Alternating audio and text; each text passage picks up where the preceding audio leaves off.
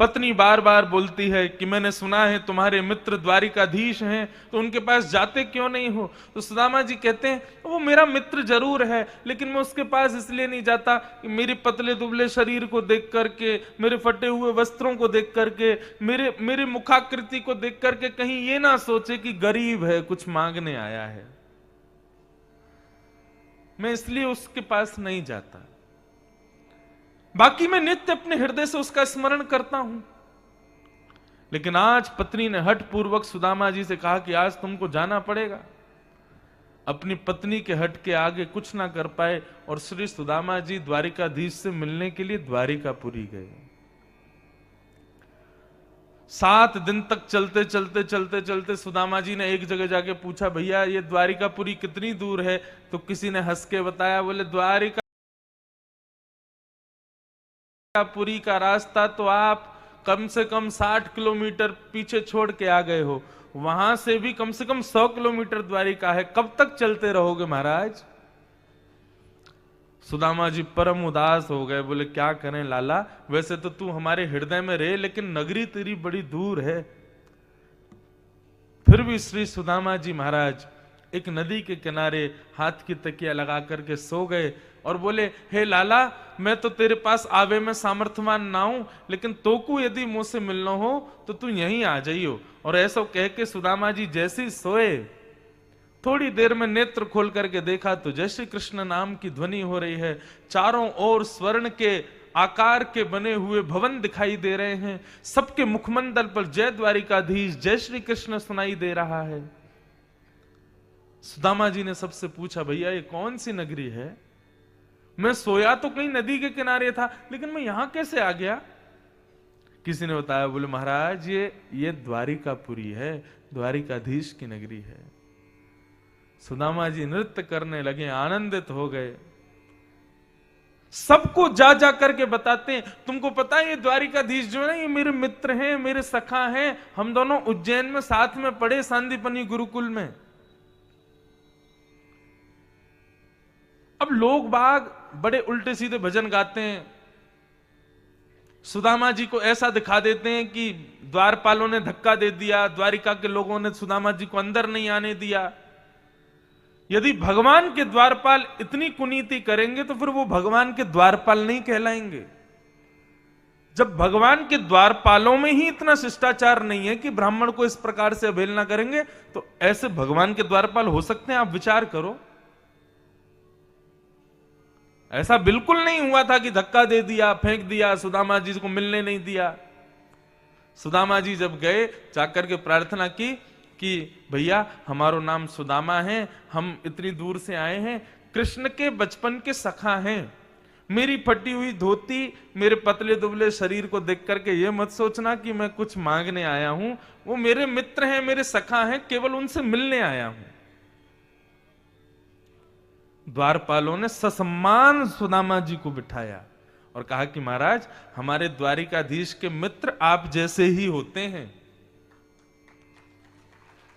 बड़े बड़े राजा खड़े हैं लाइन में, लेकिन ठाकुर जी के मित्रों कौन से? बोले कोई त्रिपुंड लगाए होगा, कोई उर्दपुंड लगाए होगा, कोई कीर्तन कर रहा होगा, किसी की लंबी चोटी होगी। बोले ऐसे ही ठाकुर जी के सखा हैं सारे। ठाकुर जी राजाओं को सखा थोड़ी मानते हैं, ठाकुर जी तो भक्तों को सखा मानते हैं। लेकिन अभी ठाकुर जी प्रसाद पा रहे हैं, आपकी आज्ञा हो तो थोड़ी देर बैठी हम देख के आए। भीतर जाके द्वारपालों ने देखा ठाकुर जी प्रसाद पा रहे थे। द्वारपालों ने बड़े सकुचाए भाव से कहा, नाथ क्षमा करना, बीच में व्यवधान दे रहे हैं, लेकिन द्वार पर एक दुर्बल सा ब्राह्मण आया है, उसके मस्तिष्क के तेज को देख करके लगता है परम ज्ञानी है, परंतु उसके वस्त्र, परंतु उसका अंग, वो देख करके लगता है कि 4 दिन से भोजन भी नहीं किया होगा। आपको अपने बचपन का सखा बताते हैं, उज्जैन में आपके साथ सांदीपनी गुरुकुल में पढ़े थे, अब तक तो भगवान भोजन करते जा रहे थे, सुनते जा रहे थे, लेकिन जैसे ही बताया कि उन्होंने अपना नाम सुदामा बताया है, ये भाव सुनते ही ठाकुर जी का कवल रुक गया, मुख से भोजन खाना बंद कर दिया। ठाकुर जी बोले, सुदामा जी आए हैं, मेरे मित्र मेरे सखा सुदामा जी आए हैं। बोले जी महाराज, द्वार पर खड़े हैं। ठाकुर जी बोले तुम उनको द्वार पे छोड़ा है, भीतर नहीं लेकर के आए? मेरे सखा सुदामा आए हैं, भोजन की थाली दूर की है, 16,100 पटरानियां नए नए व्यंजन लेकर के हाथ में खड़ी हैं, बड़े बड़े महामंत्री कुबेर आदि देवता आकाश में खड़े हैं ठाकुर जी के हाथ धुलाने को, ठाकुर जी को जल पिलाने को, ठाकुर जी की सेवा करने को। सबको छोड़ करके जगन्नाथ दौड़े हैं अपने मित्र से मिलने के लिए। मुकुट कहीं गिरा है, गले की मालाएं टूट टूट करके गिर रही हैं। महामंत्री, सेनापति, रुक्मणी, जामवती, सत्यभामा, यमुना सब दौड़ रही हैं और ठाकुर जी सबसे आगे आगे दौड़ रहे हैं कि मेरा मित्र, मेरा सखा सुदामा आया है। दौड़ करके मुख्य द्वार पर जाकर के जैसे सुदामा को देखा, मानो ठाकुर जी ने इतनी जोर से अपने हृदय से लगाया कि बस थोड़ी देर अगर ठाकुर जी नहीं छोड़ते तो सुदामा जी ठाकुर जी में विलीन हो जाते। नेत्रों से झरझर के आंसू बह रहे हैं ठाकुर जी के।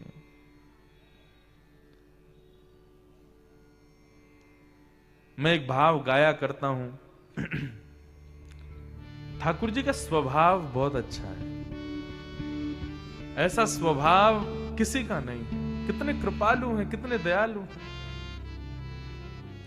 लेकिन कभी कभी मुझे ऐसा लगता है कि ठाकुर जी आपका इतना सुंदर स्वभाव, आप पूतना जैसी राक्षसी को सदगति दे देते हो, सुदामा जैसे दुर्बल ब्राह्मण को अपने हृदय से लगा लेते हो, इतने कृपालु, इतने दयालु, इतने सुंदर स्वभाव वाले ठाकुर जी हम पर कृपा क्यों नहीं करते? हमारे वृंदावन के कवि हुए श्री बिंदु जी महाराज। वो बिंदु जी पद लिखते थे, लेकिन उनके पद की खासियत यह थी कि वो भगवान से शिकायत करते थे और भगवान को खड़ी खोटी सुनाते थे। एक बात कहूं बंधुओं, हाथ जोड़ के निवेदन करूं, भक्ति भगवान से प्रेम करने का अधिकार देती है, भक्ति भगवान को लाड़ लड़ाने का अधिकार देती है, भक्ति भगवान के 56 भोग लगाने का अधिकार देती है, तो भक्ति भगवान पर क्रोध करने का भी अधिकार देती है। एक बात कहूं, 365 दिन में से 300 दिन खूब बढ़िया सेवा करो, लेकिन 65 दिन अपने लाल जी पे, अपने ठाकुर जी पे गुस्सा भी किया करो। ज्यादा वैभवशाली है ना, ज्यादा संपत्ति है इनके पास, इसलिए कभी कभी थोड़ा अपनी भक्ति के बल से थोड़ा बहुत डांट फटकार भी दिया करो अपने ठाकुर जी को।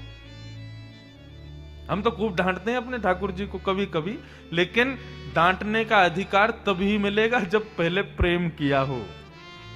और एक बात कहें, डांटा उसको नहीं जाता जो अनजान हो, डांटा उसी को जाता है जिससे प्रेम हो। ठाकुर जी से प्रेम हो जाएगा तो डांटने का अधिकार मिलेगा। श्री बिंदु जी महाराज कहते हैं, इस पद को जरूर गाना मेरे साथ में। हे नाथ, क्या वह स्वभाव पहला सरकार अब नहीं है, क्या वह स्वभाव पहला सरकार अब नहीं है, हम दीनों के वास्ते क्या दरबार अब नहीं है, हम दीनों। शब्द सुनिएगा क्या कह रहे हैं, ओ हम दीनों के वास्ते क्या दरबार अब नहीं है, हम दीनों के वास्ते क्या दरबार अब नहीं है।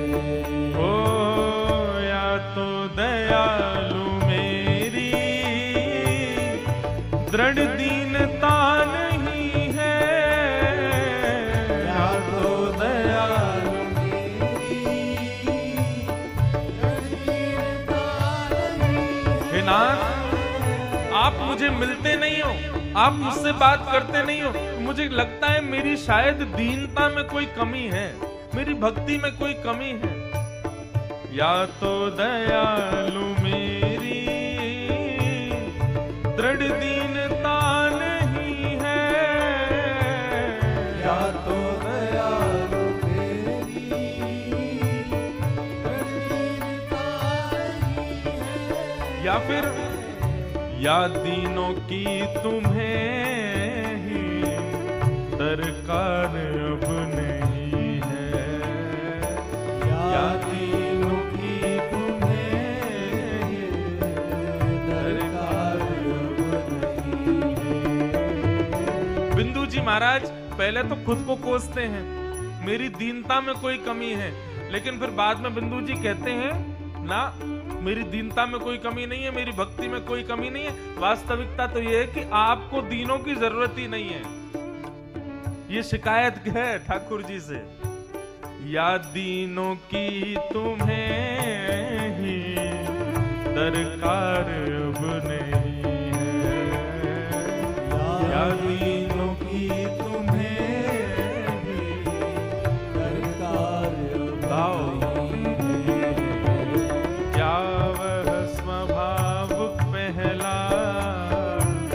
सरकार अब नहीं है, क्या वह स्वभाव पहला सरकार अब नहीं है। हो दौड़े थे द्वारिका से जिस पर अधीन होके, दौड़े थे द्वारिका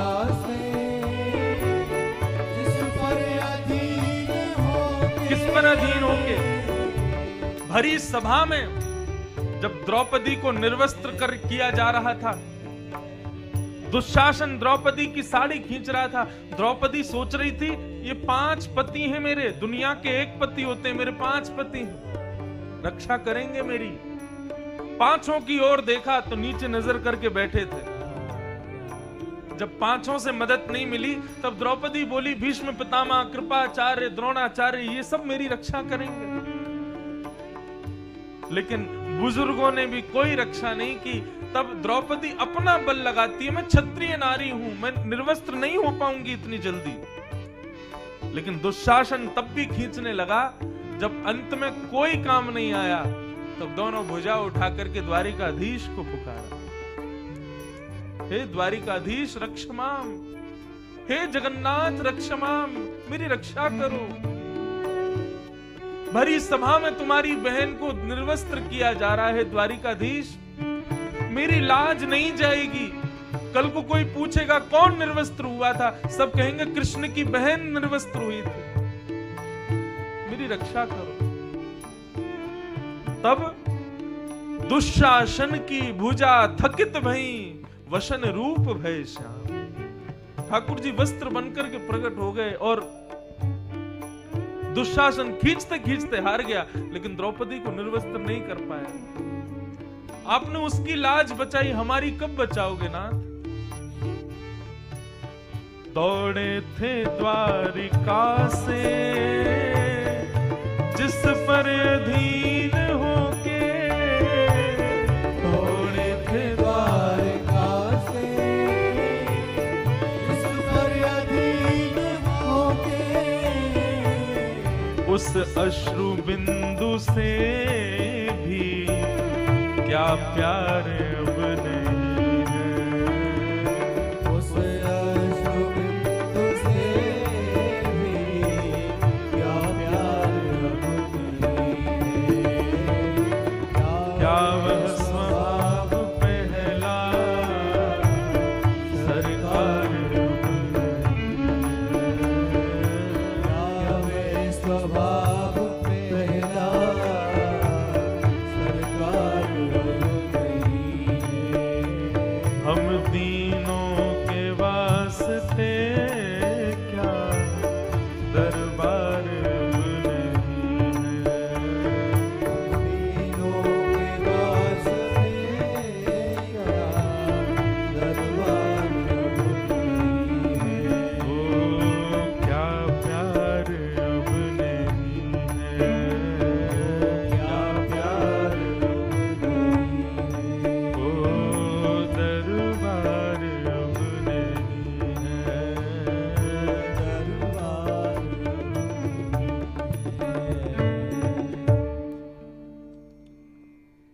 वास्तव में ये तो एक देखो शिकायत है परंतु ठाकुर जी का स्वभाव तो निर्मल ही है, कमी हमारी भक्ति में ही है, कमी हम में ही है, इसलिए ठाकुर जी कृपा नहीं कर रहे हैं। लेकिन एक बात कहूं, ये कथा सुन रहे हैं, उनको याद कर रहे हैं, उनके भाव में रो रहे हैं, उनकी सेवा कर रहे हैं, ये कोई कृपा से कम है? दुनिया में कितने लोग हैं लेकिन सब कथा नहीं सुनते, सब ठाकुर जी के प्रेम में उन्मुक्त नहीं होते, सबको ठाकुर जी की सेवा नहीं मिलती। हमें ये प्राप्त है, ये कम है क्या? सुदामा जी को लाकर के द्वारिका के सिंहासन पर बिठा दिया ठाकुर जी ने। देख सुदामा की दीन दशा, करुणा करके करुणा निधि रोए, पानी परात को हाथ छुयो नहीं, नैनन के जल सो पग धोए। सुदामा जी की दीन दशा देख करके ठाकुर जी को इतना रुदन हुआ, उस रुदन के कारण ही ठाकुर जी ने सुदामा जी के चरण प्रक्षालन किए।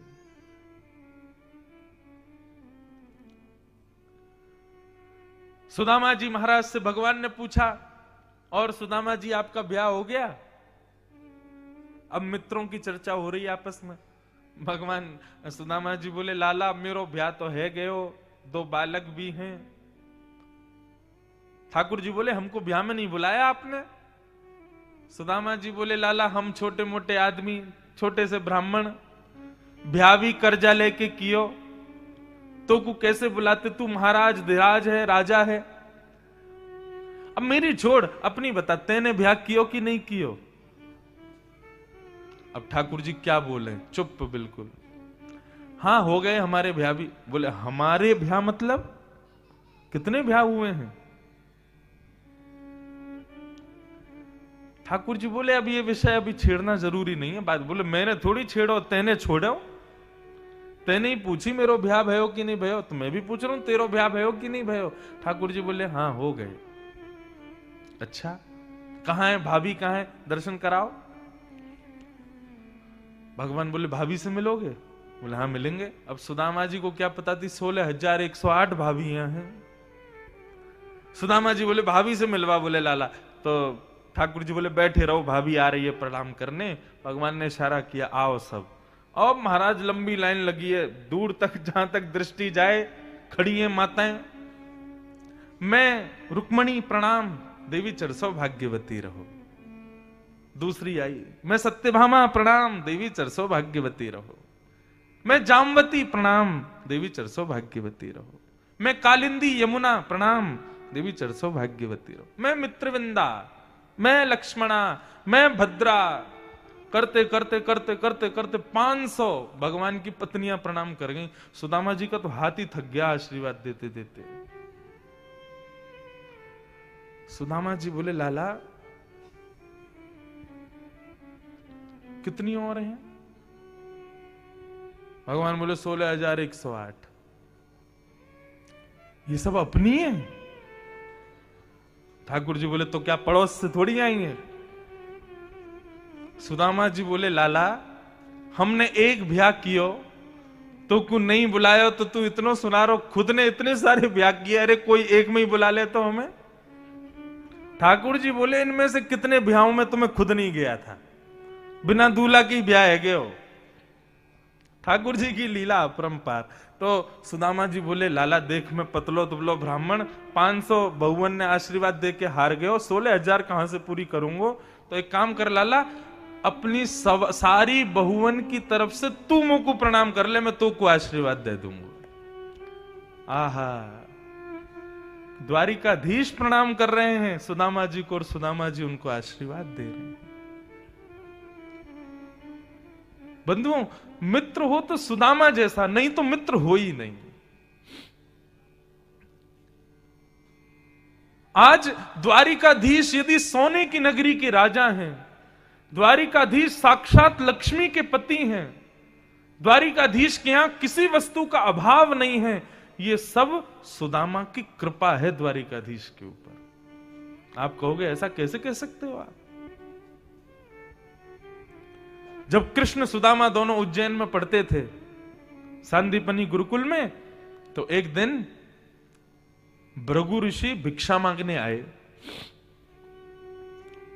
सांदीपनी गुरुकुल में आकर के भृगु ऋषि ने भिक्षा मांगी। भिक्षाम देहि माते। मां ने मन में विचार किया, अभी अनाज आदि सब है नहीं इतना, 2 पोटली में चने रखे हैं, वो भी सुदामा और कृष्ण के हैं। ये दोनों वन में बालक जाएंगे बेचारे फूल पत्ते तोड़ने के लिए, कुछ खाने को भूख लगेगी तो इनके लिए चने रखे हैं। अब बाबा को तो कहीं और से भी भिक्षा मिल जाएगी, मैं क्यों दूं? तो गुरु मां ने कह दिया, महाराज जी आज घर में, आज विद्यालय में देने के लिए भिक्षा नहीं है, आप कल आ जाना। भृगु ऋषि वहां से जाने लगे, लेकिन मन में विचार करने लगे कि इतना बड़ा सांदीपनी गुरुकुल, इतने सारे बालक, यहां भिक्षा देने को कुछ नहीं था।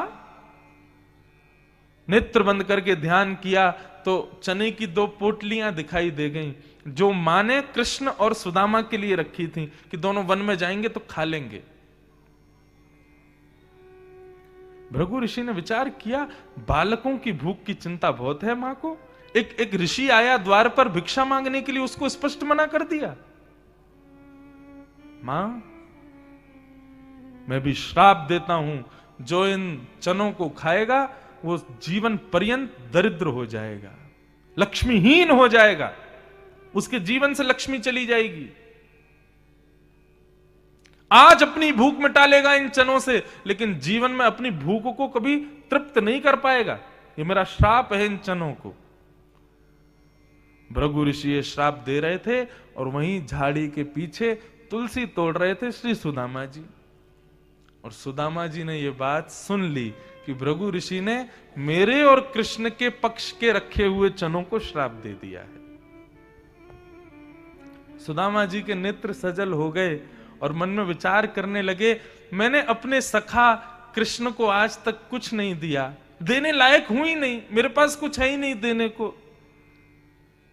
परंतु आज यदि उसके पक्ष के चनों को भी मैं खा जाऊं और अपने पक्ष की लक्ष्मी भी अपने लाला को दे दूं, तो यह मेरा सबसे बड़ा उपहार होगा मेरे कन्हैया को। और जब गए वन में कृष्ण और सुदामा, मां ने दे करके भेजे थे पोटली, भाई जब भूख लगे दोनों को खा लेना।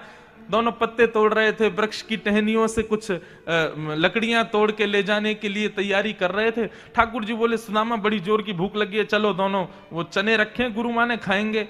सुदामा जी बोले, हाँ थोड़ी देर में खाते हैं। सुदामा जी तो बहाना ढूंढ रहे थे, कहीं भी ऐसा बहाना मिले तो मैं ही खा जाऊं सारे, इसको देना ना पड़े, मेरा लाला दरिद्र हो जाए, मेरा लाला लक्ष्मीहीन हो जाए, जानते हुए भी मैं ऐसा कभी नहीं कर सकता अपने सखा के साथ। ठाकुर जी वृक्ष पर चढ़ने में बड़े कम निपुण हैं, सुदामा जी बड़े अच्छे हैं, 2 मिनट में चढ़ जाते हैं।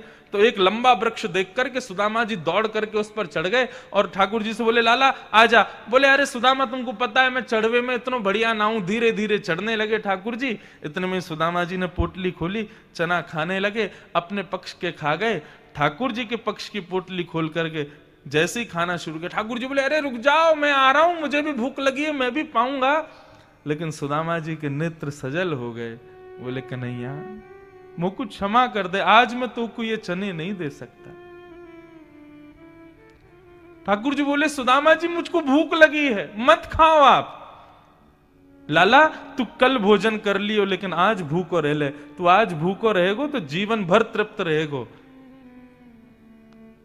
और ठाकुर जी के पक्ष के चने खा गए ठाकुर सुदामा जी। वास्तव में आज द्वारिकाधीश सोने की नगरी पर राज करते हैं, द्वारिकाधीश के बच्चे 56 भोग पाते हैं। ये सुदामा जी की सखा का तोहफा है ठाकुर जी को। सुदामा जी के बच्चे विद्यालय से पढ़ करके आते हैं, पिताजी भूख लगी है। सुदामा जी आलू जैसे दिखने वाले पत्थर ले आते हैं, बच्चों से कहते, देखो मैं आलू ले आया हूं। और एक पतीले में जल डाल करके धीरे से उन पत्थरों को रख देते हैं, बच्चों को दिखाते हैं, देखो अभी आलू पक रहे हैं और जब तक ये पकेंगे तब तक क्या करोगे, चलो कथा सुनो। और दोनों बच्चों को गोदी में लेकर के कथा सुनाते सुनाते सुनाते भूखे ही सुला देते हैं। ये सुदामा जी की स्थिति है।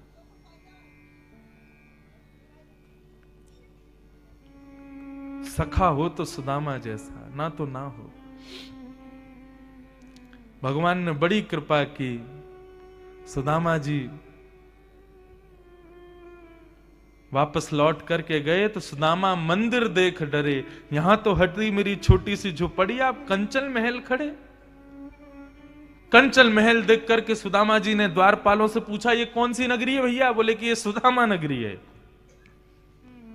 अंदर से जैसे ही सुदामा जी की पत्नी सुशीला 16 श्रृंगार करके, बच्चे सुंदर धोती बगलबंदी पहन करके, तिलक लगा करके, कानों में स्वर्ण के कुंडल पहन करके, मोतियों की माला पहन करके आते हुए दिखाई दिए, सुदामा जी प्रसन्न नहीं हुए। सुदामा जी बोले, वाह सुशीला, तुम पे बड़ी कृपा की भगवान ने, हमारे तो वही फटी धोती है जिससे गए थे, हमारी तो धोती भी नहीं बदली और तुमको कंचन महल दे दिया। बोले अरे मेरा थोड़ी आपका ही है, ठाकुर जी ने कृपा करके सब दिया है। सुदामा जी बोले मुझे नहीं चाहिए ये सब, तुमको चाहिए था ना, अब तुम रहो इस महल में, बच्चों को रखो प्रेम से, मैं तो कहीं कुटिया बना के भजन करूंगा। सोने की चटनी बनाना, चांदी की रोटी बनाना, प्रेम से पाना, ठीक है। और जैसे ही सुदामा जी जाने लगे सब छोड़ करके, इतने में आवाज आई पीछे से, सुदामा जी। पीछे मुड़ करके देखा तो पत्नी बच्चों के मध्य में श्री द्वारिकाधीश भी वहीं खड़े हैं। बोले अगर मैं रहूं इस भवन में तो भी नहीं रहोगे? सुदामा जी के नेत्र सजल हो गए। नाथ, मैंने आपसे कुछ नहीं मांगा तो आपने मुझे सब कुछ क्यों दिया? ठाकुर जी कहते हैं जो मुझसे कुछ नहीं मांगता सुदामा, उसको मैं खुद को देता हूं, क्योंकि मेरा एक नाम अमानी नाम, मेरा कुछ नाम नहीं है। मेरे सामने आकर के केवल हाथ जोड़ के खड़ा हो जाए, कोई कामना ना करे, ऐसे व्यक्ति को मैं खुद को देता हूं। सुदामा, मैंने ये संपत्ति नहीं दी है, मैंने ये भवन नहीं दिया है, मैंने खुद को तुम्हें दिया है। धन्य है सुदामा जी की भक्ति।